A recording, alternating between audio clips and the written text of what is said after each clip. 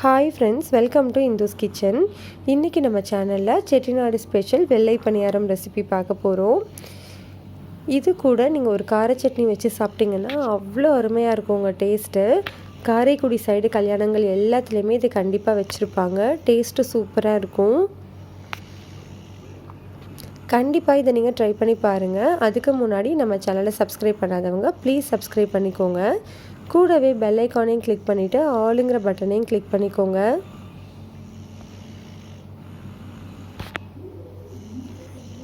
நம்ம வீட்டிலலாம் அரிசி அளக்கிறதுக்கு உலக்கு வச்சுருப்போம் இல்லையா, அதை எடுத்துக்கோங்க. அதில் தான் இந்த பேஸும் இந்த டாப்பும் சேமாக இருக்கும். இதே மாதிரி நீங்கள் டம்ளர் வச்சுருந்தா கூட எடுத்துக்கலாம். ஆனால் கண்டிப்பாக கப் மெஷர்மெண்ட் பண்ணாதீங்க. இதில் 1 கப் அளவு பச்சரிசி எடுத்துகிட்டு இந்த மாதிரி விரல்களால் லெவல் பண்ணி விட்டுருங்க. கீழே இருக்கிற அரிசி எல்லாத்தையுமே எடுத்துடலாம். இந்த ஒரு உலக்கு அளவு பச்சரிசிக்கு ஒரு கைப்பிடி அளவு உளுந்து சேர்த்து இந்த மாதிரி கோபுரம் மாதிரி சேர்த்துருங்க. பாருங்கள், குவியெல்லாம் வருது இல்லையா, அந்த அளவுக்கு நம்ம எடுத்துக்கணும். கீழே இருக்கிற உளுந்தை தனியாக எடுத்துருங்க.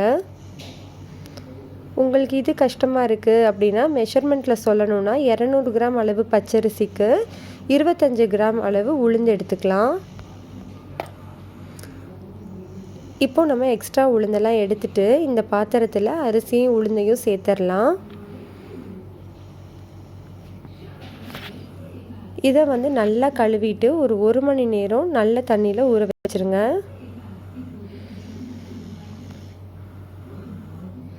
ஊறினதுக்கு அப்புறமா ஒரு கிரைண்டர்லேயோ இல்லை மிக்சிலேயோ சேர்த்து நல்லா இந்த மாதிரி தோசை மாவு பதத்துக்கு அரைச்சி எடுத்துக்கலாம். இப்போ இதுக்கு தேவையான அளவு உப்பு சேர்த்துக்கோங்க. இந்த டைம்லேயே ஒரு பிஞ்ச் அளவு பேக்கிங் சோடா சேர்த்துக்கோங்க. அது சேர்த்திங்கன்னா ரொம்ப நேரம் உங்களுக்கு சாஃப்டாகவே இருக்கும். நான் இன்றைக்கி எதுவும் சேர்க்கலை. உடனே சாப்பிட போகிறதுனால கொஞ்சம் நேரம் கழித்து சாப்பிட போகிறீங்கன்னா கண்டிப்பாக ஒரு பிஞ்ச் அளவு பேக்கிங் சோடா சேர்த்துக்கோங்க. இப்போ நம்ம ஒரு கடாயில் எண்ணெய் சூடுபடுத்திட்டு இந்த மாதிரி குழிக்கரண்டி யூஸ் பண்ணி நம்ம இதை ஊற்றிடலாம். ஸ்டவ்வை மீடியம் ஹீட்டில் வச்சுக்கோங்க. இது ரொம்ப நேரம் வேகக்கூடாது, கலர் மாறிடும், ஹார்டாயிரும். அதனால் இந்த சைடு ஒரே நிமிஷம், திருப்பி போட்டதுக்கப்புறமா ஒரு நிமிஷம் பாருங்கள். நல்லா உப்பி வந்திருக்கு இல்லையா, இப்படி உப்பலாக இருக்கும்போது சாஃப்ட்னஸ் ரொம்ப நேரம் நல்லாயிருக்கும். இதை நம்ம எடுத்துடலாம்.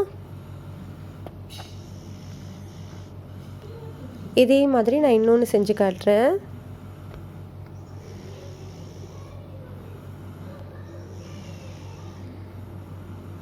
மீடியம் ஹீட்லேயே ஸ்டவ்வை வச்சுக்கோங்க. போட்டு ஒரு 10 செகண்ட்லேயே நல்லா மேலே வரும்.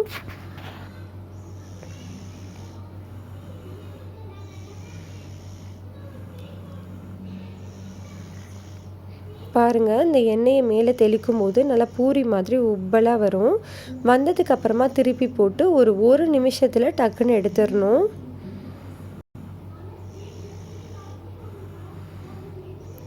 அவ்வளோதான், நம்மளுக்கு ரொம்ப சூப்பரான டேஸ்டான செட்டிநாடு வெள்ளை பனியாரம் ரெசிபி ரெடி ஆயிடுச்சு. கண்டிப்பாக இதை நீங்கள் ட்ரை பண்ணி பாருங்கள். ரெசிபி பிடிச்சிருந்தால் லைக் பண்ணுங்கள், ஷேர் பண்ணுங்கள், கமெண்ட் பண்ணுங்கள், சப்ஸ்கிரைப்